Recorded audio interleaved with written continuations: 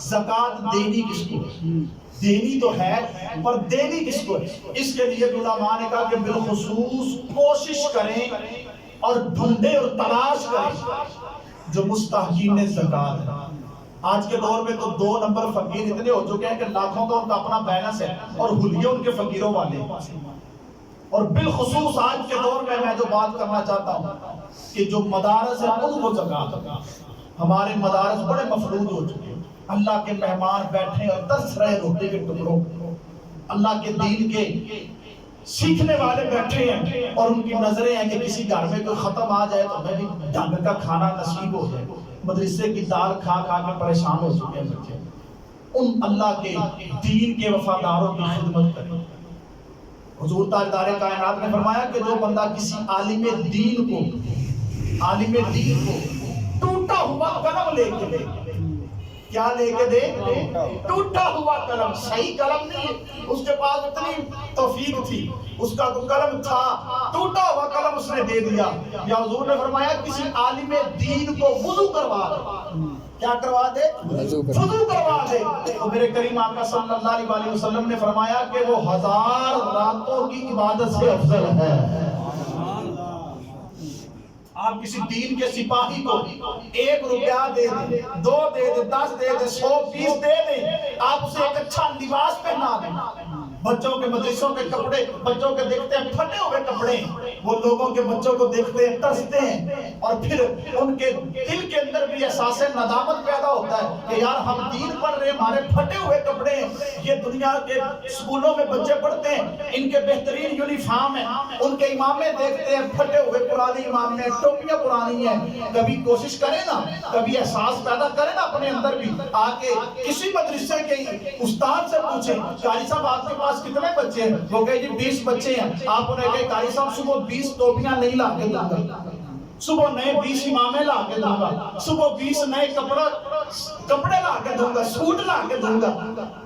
یہ احساس پیدا کریں اور رمضان المبارک میں بالخصوص اہتمام کریں۔ زکوٰۃ کے جو پیسے ہیں مسجد کو تو نہیں لگتے، مدرسے کو لگتے، مدارس کا اہتمام کریں، مدارس کا خیال کریں۔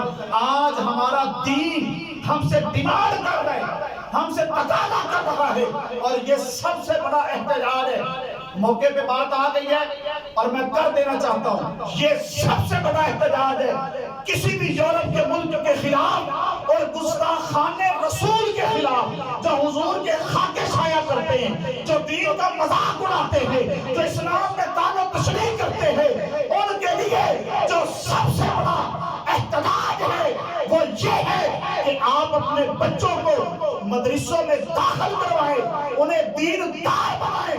اگر یہ نہیں کر سکتے تو کم از کم یہ کریں کہ جو مدرسے میں بچے پڑھ رہے ہیں ان کی جا کے خدمت کریں، اس نیت سے خدمت کریں کہ آج یہ دین پڑھ کے کل کو جب میدان عمل میں نکلیں گے تو پھر ایک ایک عالم دین، ایک نہیں، 2 نہیں، 10 نہیں، کئی لاکھ حضور کی راسد تیار فرما دے گا،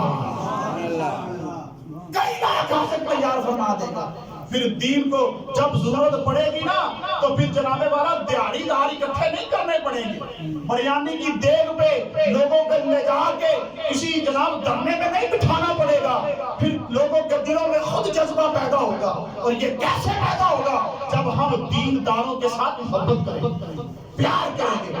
تو یہ چوتھا کام، کوشش کریں اس جگہ پہ زکوٰۃ دیں جہاں زکوٰۃ کی ضرورت ہے، اور پھر کوشش یہ کیا کریں، یہ مستحسن عمل ہے کہ زکوٰۃ کی جو رقم ہے نا وہ کوشش کریں کسی ایک بندے کو اکٹھی دیں۔ مثلا آپ کی 1 لاکھ زکوٰۃ بنتی ہے نا تو وہ 50 بندوں کو 2-2 ہزار دینے سے بہتر ہے ایک بندے کو 1 لاکھ دے دیں۔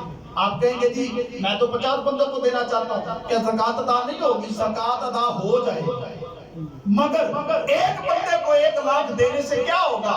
آج اسے تو 1 لاکھ زکوٰۃ کا دے رہا ہے، وہ اس سے کوئی کاروبار کر لے گا، اور کل کو اگلے سال وہ زکوٰۃ لینے والا نہیں ہوگا، زکوٰۃ دینے والا ہوگا۔ یہ حضور کے دین کی حکمتیں ہیں، حضور نے ہمیں اعمال بتائے۔ چوتھا کام یہ کریں، اور 5واں کام رمضان المبارک میں جو بڑا خوبصورت کام ہے، حضور کی سنت متواترہ ہے، حضور کی سنت متواترہ، وہ کیا ہے؟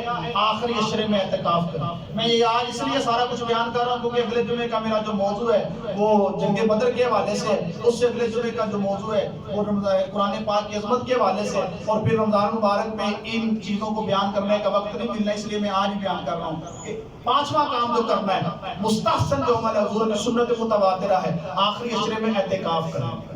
اعتکاف بڑی خوبصورت عبادت ہے، بندہ دنیا میں رہ کے بھی دنیا سے دور ہو جاتا ہے، دنیا میں رہ کے بھی دنیا سے دور ہو جاتا ہے اور اپنے رب کے قریب ہو جاتا ہے۔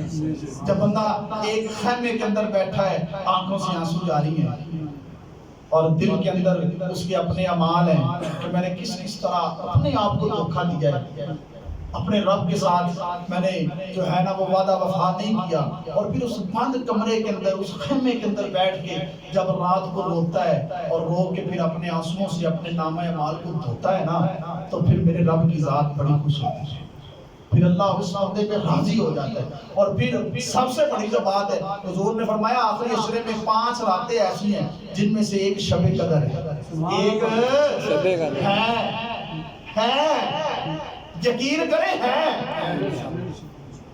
کہہ دے سبحان اللہ، یقین دیکھیں ہے۔ حضور نے فرمایا 5 راتوں میں سے ایک رات شب قدر ہے تو ہے، سوچنے والی بات نہیں ہے کہ نہیں ہے، جب حضور نے کہہ دیا ہے کہ ہے تو ہے، اب وہ تلاش کرنا تیرا کام ہے، تلاش کرنا تیرا کام ہے۔ حضور بتا بھی سکتے تھے، جانتے بھی تھے، خبر بھی تھی، مگر حضور نے اس کے اوپر جو پردہ ڈالا اور رب نے جو پردہ ڈلوایا، اس کی حکمتیں یہ ہیں کہ 5 راتوں میں سے ہر رات بندہ اٹھے اور یہ دل میں خواہش ہو کہ شاید آج شب قدر ہو، 21ویں رات شب قدر ہو، 23ویں شب قدر ہو، 25ویں شب قدر ہو، 27ویں شب قدر ہو، یہ سوچے گا 29ویں شب قدر ہو۔ جب دل میں یہ خیال ہوگا تو راتوں کو اٹھ کے میرے رب کو منائے گا، اٹھ فریدا ستیا تیری ڈانٹے نال پڑی، سبحان اللہ، اٹھ فریدا ستیا تو جھاڑو دے مسیح، تو ستا رب جاگدا تیری ڈانٹے نال پڑی، راتوں کو اٹھ کے میرے رب کو منائے۔ رمضان مبارک میں وقت ہے، آج اللہ نے وقت دے دیا ہے، ان راتوں کو اپنے لیے توشہ آخرت بنا لے۔ پتہ نہیں ہے سانسوں کی مالا کہاں ٹوٹ جائے، کس جگہ پہ زندگی کا اختتام ہو جائے۔ کبھی کسی نے یہ دیکھا ہے کہ 80 سال کا بابا ہی فوت ہوگا، 8 دن کا بچہ فوت ہوتے ہیں، آپ نے نہیں دیکھا، 8 گھنٹے کا بچہ فوت ہوتے نہیں دیکھا، 8 لمحوں کا بچہ فوت ہوتے نہیں دیکھا ہم نے۔ موت عمر نہیں دیکھتی، موت حسن نہیں دیکھتی، موت کردار نہیں دیکھتی، موت ذات پات نہیں دیکھتی، موت رنگ نسل نہیں دیکھتی، موت تیرا قبیلہ نہیں دیکھتی، موت تیرا ملک نہیں دیکھتی، اور نہ موت آ کے تیری دولت کا حساب لیتی ہے کہ امیر نے جانا ہے یا نہیں جانا، غریب نے چلے جانا ہے۔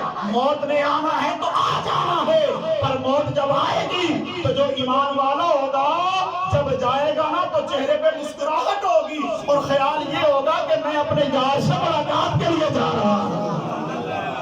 سامعین محترم، یہ کام ہے، 5 کام میں نے آپ کو بتا دیے، یہ 5 کام کریں رمضان مبارک کے اندر، انشاءاللہ اللہ آپ کو بڑی برکت عطا فرمائے گا۔ اللہ رب العزت کی بارگاہ میں دعا ہے اللہ ہم سب کو عمل کی توفیق عطا فرمائے۔